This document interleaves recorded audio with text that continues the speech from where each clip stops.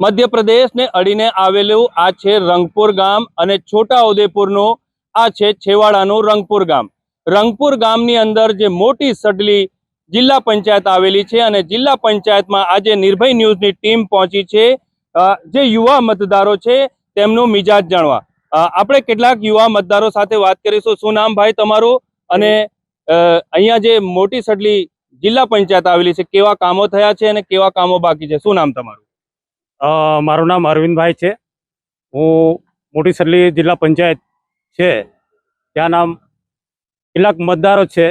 એમનો પ્રશ્ન એ છે, એમના છેલ્લા ઘણા સમયથી રજૂઆત કરતા હતા કે મોટી સડલી ગામમાં જે રસ્તો બનાવવા માટેની માંગ હતી તે હજુ સુધી બન્યો નથી અને જે નળ સે જલ યોજના છે એ પણ સક્સેસફુલ ગઈ નહીં.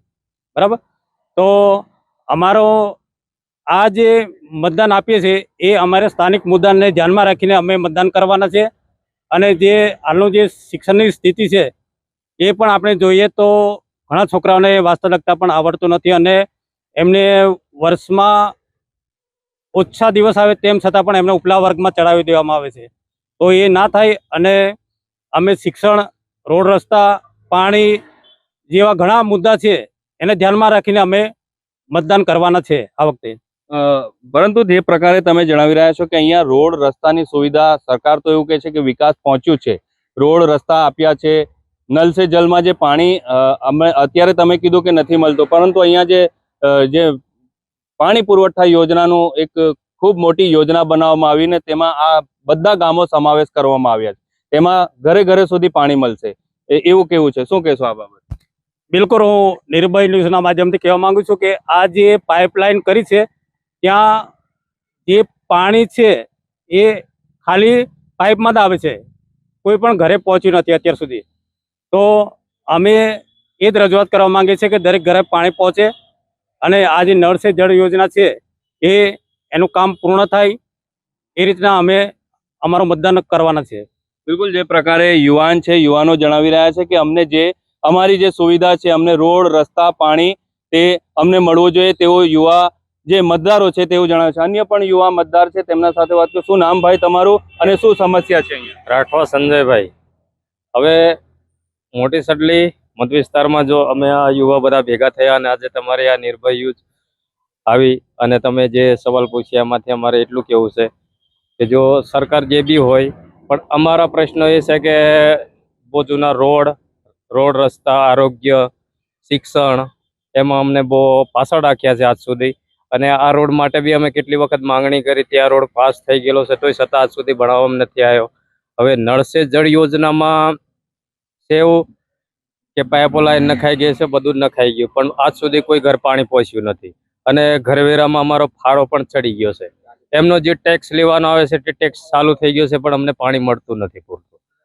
પરંતુ અહીંયા જે યોજના બનાવવામાં આવી છે એ યોજનાનું પાણી ઘરે ઘરે સુધી પહોંચશે, થોડો સમય લાગશે એવું કેવું છે. શું કહેશો આ બાબત? સમયની તો ઠીક વાત છે, સમય લાગશે આટલું મોટું કામ, પણ સમયની સાથે જો પાણીનું કામ ચાલુ થઈ ગયું તો એના પહેલા વેરા પણ ચાલુ થઈ ગયા, એના પહેલા ટેક્સ પણ ચાલુ થઈ ગયા. તો અમારે એટલું કેવું છે કે ભલે સમય લાગે એનો વાંધો નહીં, તો ટેક્સનું બી સમય લાગવો જોઈએ ને. તો ટેક્સ પહેલા જ ચાલુ થઈ ગયો અમારા વેરા. પહેલા કેવા રોડો હતા વિકાસમાં અને હમણાં કેવા રોડો છે? રોડો તો હવે છે રોડો વિકાસ માટે બી, પણ જે એક વખત બનાવી દીધા એના પછી 2-2 ફૂટના ખાડા પડી ગયા છે, એનું કોઈ સમારકામ નહીં કે પછી નવા રસ્તાનું એનું કોઈ નવું કામ નહીં. વારે ઘડી અમે આંદોલનો બી કર્યા, કેટલીક રજૂઆતો બી કરી, પણ આજ સુધી રોડનો કામ બાકી છે. બિલકુલ, જે પ્રકારે યુવા છે તે જણાવી રહ્યા છે કે વારંવાર અમે રજૂઆતો કરી કે અમને રોડ રસ્તા જે છે અમને રોડ રસ્તા બનાવી આપો. તેઓ મતદારો છે તે તેમની માંગ છે કે રોડ રસ્તા બનાવી આપો. અન્ય પણ યુવા છે, તેમના સાથે વાત કરીશું. શું નામ ભાઈ અને શું સમસ્યા છે અહીંયા? આપનું શું નામ છે અને શું સમસ્યા છે અહીંયા? મારું નામ છે કરશનભાઈ રાઠવા. મેં એ જ કહેવા માંગુ છું, આ જે રસ્તો બન્યો છે ને લગભગ ખાસો સમય થઈ ગયો, લગભગ 10 વર્ષથી ઉપર થઈ ગયો છે. આ રસ્તો મિનિમમ 3 થી 4 મહિના થઈ ગયા છે આમાં ઉદ્ઘાટન થયેલું. આજે નહીં માટી નખાયો એનાથી રસ્તો બન્યો. એટલે કામ શેના કારણે અટકી ગયું છે, શા માટે અટકી ગયું છે અમે જાણવા માંગીએ છીએ. નહીં તો પછી આ રસ્તા માટે ફરી પાછું આંદોલન અમે આવી જઈશું. પરંતુ આ રોડ મંજૂર છે, રસ્તો મંજૂર છે તેવું કહેવામાં આવે છે, તો આ રોડ અત્યાર સુધી કેમ નથી બન્યો? એ જ અમે જાણવા માંગીએ. રસ્તા બન્યો શું, શેના માટે નથી બન્યો? કંઈ પ્રોબ્લેમ હોય તો અમને જણાવો, તેનું કંઈ અમે નિરાકરણ લાવીએ. ગામજનો મળીને. અમુક લોકોને એવું કહેવાય છે કે જે કોન્ટ્રાક્ટને સોંપ્યું છે ને એ રજા પર નાહી ગયા છે. આ ખાલી વાત સાંભળી છે, રિયલ તો પણ ખબર નથી. પણ આ કોન્ટ્રાક્ટ રજા પર નાહી ગયા તો બીજા કોન્ટ્રાક્ટને સોંપો, જેથી આ કામ હમણાં જે ટાઈમ છે ભણાવવા માટેનો, વરસાદમાં આ રસ્તો ભણાવવા જશે તો બાજુમાં જગ્યા ના મળે વ્યક્તિને જવા માટે, તો પાછું પ્રોબ્લેમ થશે. ઉનાળો છે એટલે કેવું જવાની જગ્યા મળશે લોકોને. ચોમાસામાં કેવી તકલીફ પડે? ચોમાસામાં તો ટોટલી પ્રોબ્લેમ જ છે અહીંયા આગળ. નહીં એમ્બ્યુલન્સ જવા માટે રસ્તો છે, આવર જવા માટે સામે બે સાધન આવી જાય તો પ્રોબ્લેમ થઈ જાય છે. એટલે અમારી ઈચ્છા એવી છે થોડો થાય ટેન્શન નહીં, બસ અમારો ટાઈમ છે તો ભણાવી દે તો સારું એમ, બીજું કઈ છે નહીં અમારી માંગ. બીજી શું સમસ્યા છે અહીંયા? સમસ્યા તો બહુ બધી છે અહીંયા આગળ કે બધા લોકોને તકલીફ થાય છે અવર જવર માટે કે પછી શિક્ષણ માટે કે જળસાઈ માટે. પણ આ લોકો કેવું કે જે આપણે જે માંગણી કરીએ એ લોકો પૂરતી પહોંચતી કરતા નથી, બસ ખાલી બોલીને ભાષણ કરીને આવી જાય છે. ગઈ વખત જે નેતા ચૂંટાયા હતા તે વખતે નેતાઓએ કેવા કામો કર્યા? બસ ખાલી બોલીને ગયા છે, હજુ આજ સુધી કામ નથી કર્યા. આ દેખાઈ રહ્યું છે તમને લોકોને, 5 વર્ષ થઈ ગયા, 10 વર્ષ થવા ગયા રસ્તાના, આ સુધી રસ્તો બન્યો જ નથી. આ કેસ આગળથી ભણતો આવે છે, અટકી ગયો છે રસ્તામાં આવીને, એના માટે અટકી ગયો અમને નહીં ખબર. મેં હજુ બિલકુલ જે યુવા મતદારો જણાવી રહ્યા છે તેમનો મિજાજ કે રસ્તો જે છે તે રસ્તાની જ માંગણી કરી રહ્યા છે. આરોગ્ય અને શિક્ષણ માટે પણ તેઓ માંગણી કરી રહ્યા છે અને આરોગ્યની તેમને સુવિધા મળે, અને જે મેઇન મુદ્દો છે પાણી પીવાનું, એટલે કે ઘરે ઘરે સુધી નળ છે, પાણી તેમને પીવાનું મળી જાય, તે યોજનાનું કામ ચાલુ છે. સમય લાગશે, પાણી પણ ઘર સુધી પહોંચશે તેવું જે નેતાઓ છે નેતાઓ દ્વારા જણાવવામાં આવ્યું હતું. અન્ય પણ યુવાનો છે તેમના સાથે વાત કરીશું આપણે. શું નામ ભાઈ તમારું અને શું સમસ્યા છે, શું કહેશો ભાઈ? અન્ય પણ યુવાનો છે તેમના સાથે વાત કરીશું. શું નામ ભાઈ તમારું? જે પ્રકારે કેટલાક યુવા જે છે તે વાત કરી રહ્યા છે અને કેટલાક યુવાનો વાત નથી કરી રહ્યા.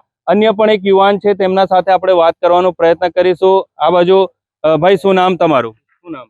રાઠવા પ્રકાશભાઈ. કેવી સમસ્યા છે અહીંયા? અહીં તો આ વિસ્તારમાં તો બહુ બધી સમસ્યા છે, પણ એનો ઉકેલ જલ્દી આવતો નથી. તમે રજૂઆતો કરી નહીં? હા, રજૂઆતો બહુ કરી છે, અહીંયા રોડ રસ્તા પણ રોક્યા છે, પણ કોઈ નિર્ણય આવતો નથી. મેન સમસ્યા શું છે અહીંયા આ ગામમાં?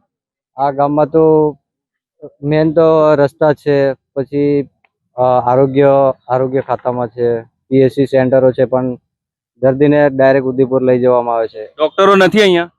છે પણ અમુક ટાઈમો હોય પણ એની સારવાર બરાબર થતી નહીં. બીજી શું સમસ્યા છે શિક્ષણને લઈ?